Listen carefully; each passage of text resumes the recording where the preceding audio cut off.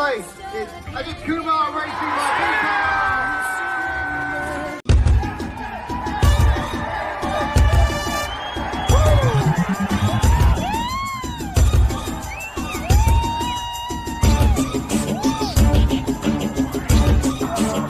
சத்துன அடிய போட்டு விட்டுருவேன்.